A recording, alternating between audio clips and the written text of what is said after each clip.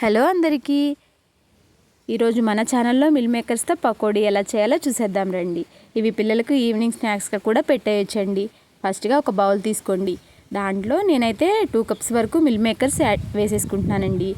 Next వచ్చేసరికి heat చేసుకున్న water mill మేకర్స్లో వేసేసుకుందాం.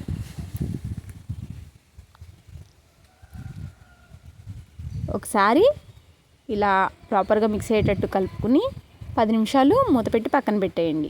నెక్స్ట్ వాటిని వాటర్ నుంచి సపరేట్ చేసేసుకుని వేరే బౌల్లో తీసేసుకోండి. చాలా అంటే చాలా థ్యాంక్స్ అండి నన్ను సపోర్ట్ చేస్తున్న ప్రతి ఒక్కరికి. ప్లీజ్ అండి ఇలాగే లైక్ చేయండి, షేర్ చేయండి, సబ్స్క్రైబ్ చేసుకోండి. మరిన్ని వంటలతో మీ ముందుకు వస్తాను. అదేవిధంగా ఇలా మొత్తం మిల్ మేకర్స్ వాటర్ నుంచి సపరేట్ చేసేసి పసుపు 1/2 టేబుల్ స్పూన్ తీసుకోండి, కారం, సాల్ట్. నెక్స్ట్ వచ్చేసరికి శనగపిండి, కార్న్ఫ్లోర్, రైస్ ఫ్లోర్.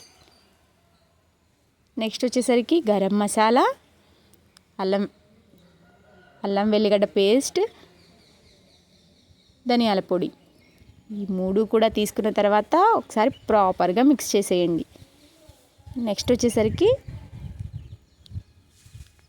కొంచెం కొంచెం వాటర్ యాడ్ చేసుకుంటూ మరీ లూజ్గా కాకుండా మరీ పల్చగా గట్టిగా కాకుండా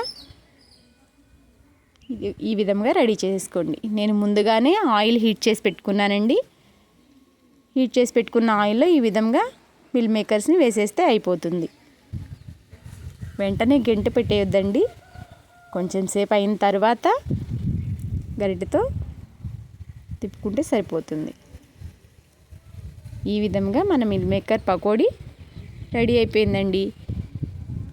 గోల్డెన్ బ్రౌన్ కలర్లో వచ్చేంత వరకు వెయిట్ చేసి తీసేసుకోవడమే.